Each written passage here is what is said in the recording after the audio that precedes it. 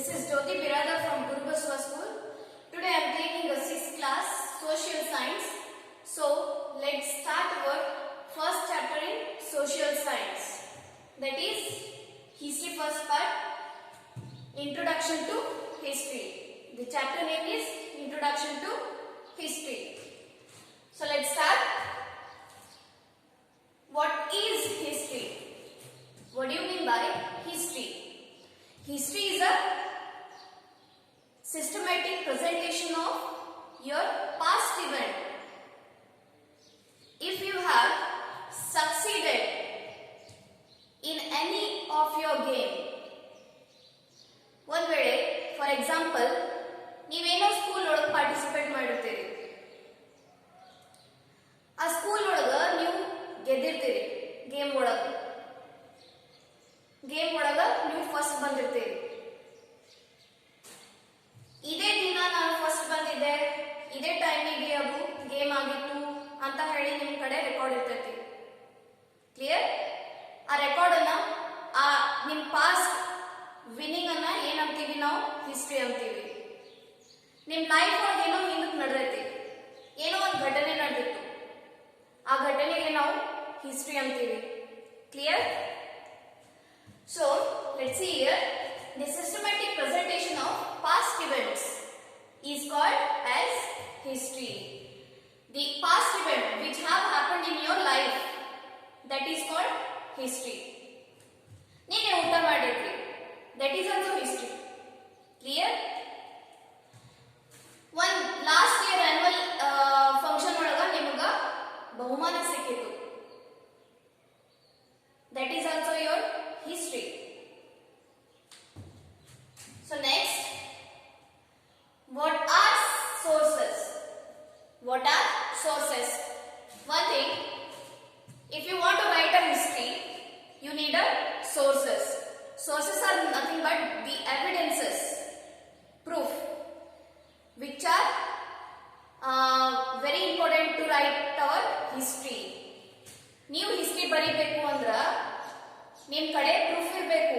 ಯಾವಾಗ ನಡೆದಿತ್ತು, ಯಾವ ಟೈಮಿಂಗ್ ನಡೆದಿತ್ತು, ಎಲ್ಲಿ ನಡೆದಿತ್ತು, ಇದೆಲ್ಲ ನಿಮ್ ಕಡೆ ಪ್ರೂಫ್ ಇರಬೇಕು. That those proofs are called sources. Those proofs are called sources. Evidence ಅಂತಾರ. Proof means evidence ಅಂತಾರ. Clear?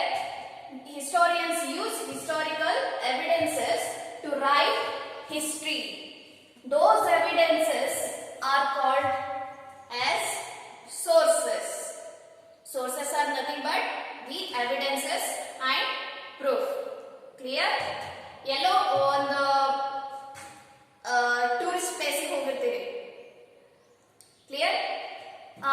ಇದು ಬಾದಾಮಿ ತಗೋರಿ, ಬಾದಾಮಿಗೆ ಹೋಗಿರ್ತೀರಿ ನೀವು ಟ್ರಿಪ್ ಮೇಲೆ. ಅಲ್ಲಿ ಹೋದಾಗ ನೀವು ನೋಡ್ತೀರಿ, ಆ ಕಲ್ಲಿನ ಮೇಲೆ ಬರ್ದಿದ್ದದ. ಏನ್ ಬರ್ದಾರ ಅದ್ರೊಳಗ?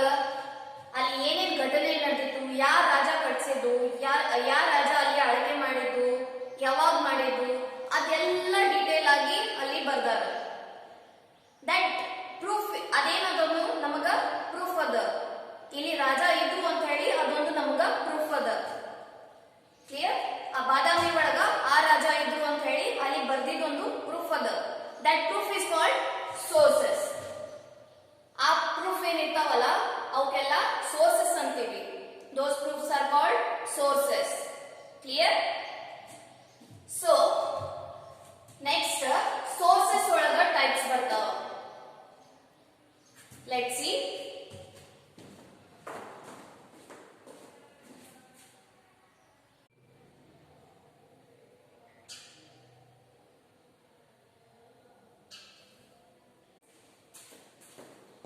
So let's see here this table. Sources of history. History sources ಒಳಗ ಯಾವ ಯಾವ ಟೈಪ್ಸ್ ಆಫ್ sources ಅದಾವ we will see here. First one is literary sources. Literary sources ಒಂದೈತಿ. Next archaeological sources ಒಂದೈತಿ. Literary sources ಒಳಗ ಟೈಪ್ಸ್ ಬರ್ತಾವ. ಏನೇನು? written literature ಮತ್ತೆ ಇನ್ನೊಂದು oral literature. Written literature ಒಳಗೂ types ಬರ್ತಾವ. That is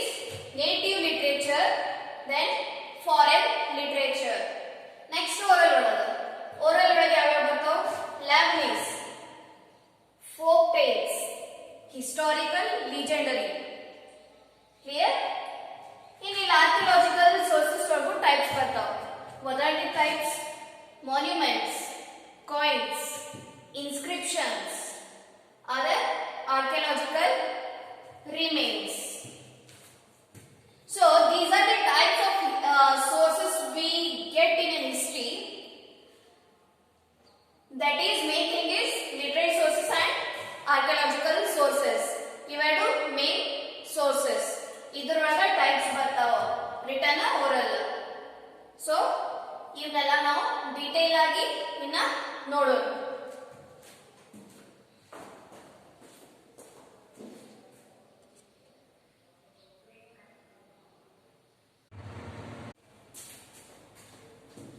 So let's see in literary sources. What is literary sources? Historically speaking, literature means the written or orally conveyed information. This is nothing but it may be in a written form or it may be in the oral form. Sources may be in the oral form or written form. Those sources are called literary sources. ಅದು ಬರ್ದಿದ್ದು ಇರಬಹುದು, ಯಾರೋ ಹೇಳಿದ್ದು ಇರಬಹುದು. ಆ evidence ಅನ್ನ ಏನಂತಾರ? Literary sources ಅಂತಾರ. ಈಗ ನಿಮ್ಮ ಹಿರಿಯರು ಇರ್ತಾರೆ, ನಮ್ಮ ಹಿರಿಯರು ಹಿಂದಿನ ಘಟನೆಗಳೆಲ್ಲ ಹೇಳ್ತಿರ್ತಾರಿಲ್ಲ, ಅದು ನಮ್ಗೆಲ್ಲ ಗೊತ್ತಾಗ್ತೈತಿ. ಹಿಂದಕ್ಕೆ ಏನೇನ್ ನಡೀತು, ಯಾವ ರಾಜ ಇದ್ರು, ಏನೇನ್ ಮಾಡಿದ್ರು, ಯಾವ ಟೈಮ್ ಒಳಗಿದ್ರು, ಇದೆಲ್ಲ ನಮ್ಮ ಹಿರಿಯರಿಂದ ಗೊತ್ತಾಗ್ತೈತಿ. ಸೊ ಆ ಸೋರ್ಸಸ್ ನಾವು ಲಿಟರರಿ ಸೋರ್ಸಸ್ ಅಂತೂ ಅಂತೀವಿ.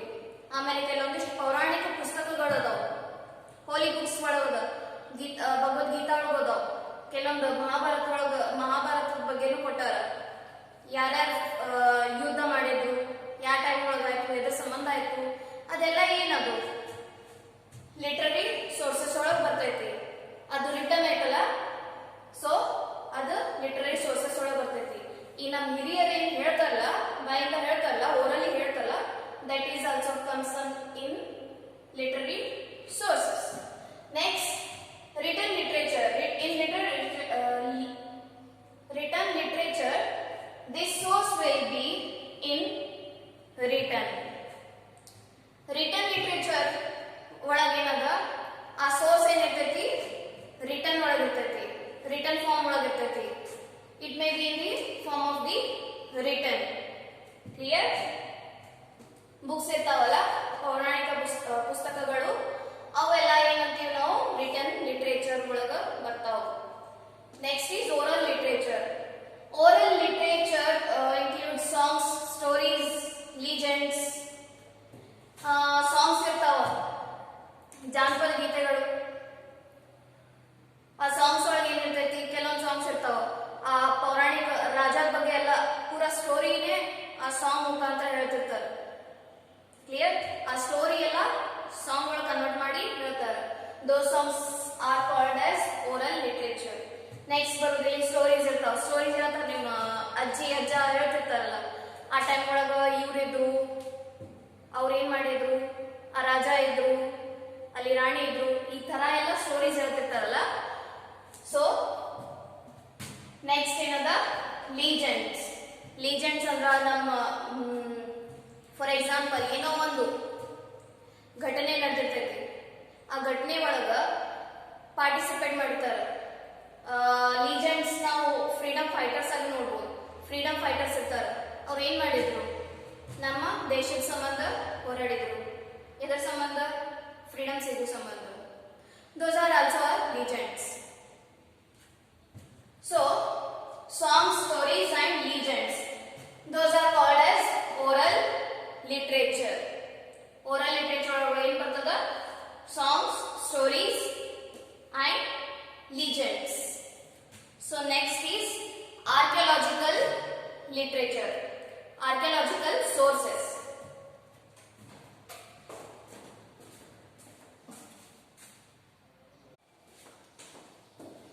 So next is archaeological sources. Archaeological sources is the physical remains or ruins of the the constructed structures in the past are archaeological sources. The historical evidences includes coins, inscriptions, monuments, pieces of pots, etc. ಇಲ್ಲೇನದ ಈಗ ಹಿಂದಿನ ಕಾಲದ ಕೆಲವೊಂದು ರಾಜ time ಒಳಗಿಂದ pats ಎಲ್ಲ ನಮಗೆ ಸಿಗ್ತಾವ. Museum ಹೋಗಿರ್ತೀರಿ, ಆ museum ಒಳಗ ಅವರು ತೊಟ್ಟಿದ ಬಟ್ಟೆಗಳ ಬಗ್ಗೆನೂ ಇರ್ತೈತಿ.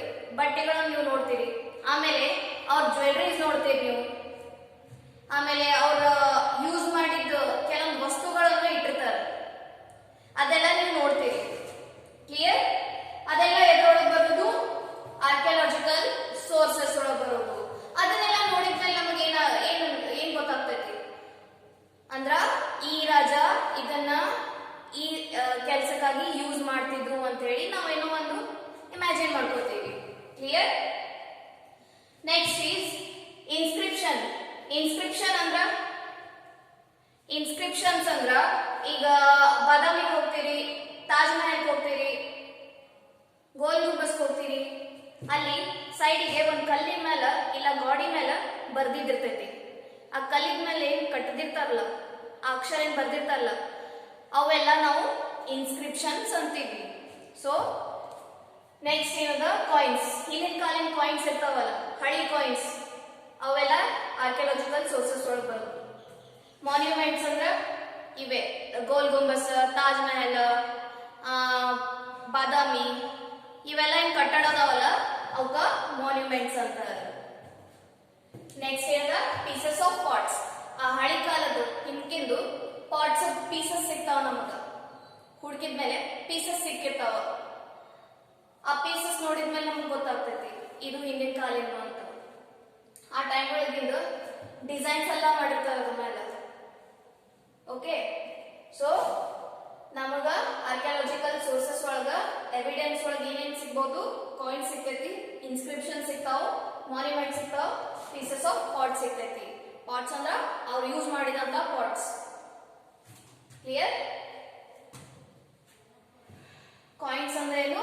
ಹಳಿ ಕಾಲದ ಕಾಯಿನ್ಸ್, ಅವೆಲ್ಲ ಬರೋದು ಆರ್ಕಿಯಾಲಜಿಕಲ್ ಸೋರ್ಸಸ್ ಒಳಗ. ಇನ್ಸ್ಕ್ರಿಪ್ಷನ್ಸ್ ಅಂದ್ರ ಮಾನ್ಯುಮೆಂಟ್ ಹತ್ರ ಅದೇನ್ ಬರ್ದಿರ್ತಾರಲ್ಲ ಕಲ್ಲಿನ ಮೇಲೆ, ಅದಕ್ಕೆ ನಾವು ಇನ್ಸ್ಕ್ರಿಪ್ಷನ್ಸ್ ಅಂತೀವಿ. ಮಾನ್ಯುಮೆಂಟ್ ಅಂದ್ರ ಅವೇನ್ ಕಟ್ಟಡಗಳು ಅದಾವಲ್ಲ, ಹಳಿ ಕಟ್ಟಡಗಳು, ಗೋಲ್ ಗುಂಬಸ್, ತಾಜ್ ಮಹಲ್, ಆಮೇಲೆ ಬಾದಾಮಿ, ಅವೆಲ್ಲ ಏನಂತೀವಿ ನಾವು? ಮಾನ್ಯುಮೆಂಟ್ಸ್ ಅಂತೀವಿ. ನೆಕ್ಸ್ಟ್ ಏನಿದೆ? Pieces of pots. ಪಾಟ್ಸ್ ಅವ್ರು ಯೂಸ್ ಮಾಡಿದಂತ ಪಾಟ್ಸ್ ನಮಗೆ ಸಿಕ್ತು ಅಂದ್ರ ಅವಕ್ಕೆಲ್ಲ ನಾವು ಒಂದ್ ಕಡೆ ಸ್ಟೋರ್ ಮಾಡಿ ಅದ್ರ ಬಗ್ಗೆ ಎಲ್ಲ ನಾವು ಡೀಟೇಲ್ಸ್ ತಗೋತೀವಿ. ಡೀಟೇಲ್ಸ್ ತಕೊಂಡು ಅದ್ರ ಮ್ಯಾಗ ನಾವು ಹಿಸ್ಟ್ರಿ ಬರಿತೀವಿ. ಈ ರಾಜ ಇದನ್ನ ಯೂಸ್ ಮಾಡಿದ್ರು, ಈ ಟೈಮ್ ಒಳಗೆ ಯೂಸ್ ಮಾಡಿದ್ವಿ, ಇದಕ್ಕಾಗಿ ಯೂಸ್ ಮಾಡಿದ್ರು, ಇಷ್ಟು ಕಾಲದ ಹಿಂದಿನ ಇದು ಪಾಟು ಅಂತ ಹೇಳಿ ನಾವು ಅದನ್ನ ಅದ್ರ ಮೇಲೆ ಹಿಸ್ಟ್ರಿ ಕಂಡುಹಿಡಿಬಹುದು. Clear? So these are all about the historical sources. First ಏನಿತ್ತು? Literary sources. Next in the archaeological sources. So in next class we will continue some next points.